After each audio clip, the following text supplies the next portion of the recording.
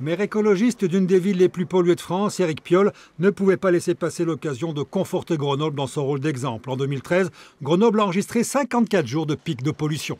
Ce qui est intéressant, c'est qu'aujourd'hui, on est sur le tout ou rien. C'est-à-dire que ou bien tout le monde circule, ou bien on passe en circulation alternée. Donc là, ça permet de créer finalement une dynamique positive.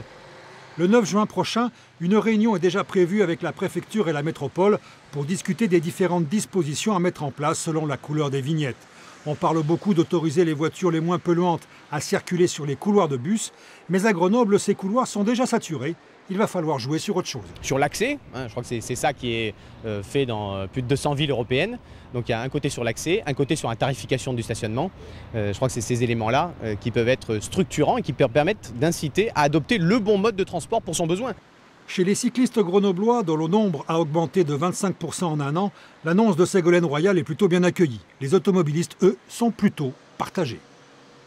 C'est pas aujourd'hui que le Français lambda il va s'acheter une voiture à 35 000 € pour rouler écolo. Donc c'est peut-être pas le moment de mettre ça quand tout va bien, que la crise est passée, peut-être que ça sera le moment. Là pour l'instant les Français ils ont besoin de boulot et pas de pastilles. Dans l'avenir c'est une très bonne initiative, sauf qu'il faudrait baisser le prix des véhicules. Ça se fera pas, je pense pas.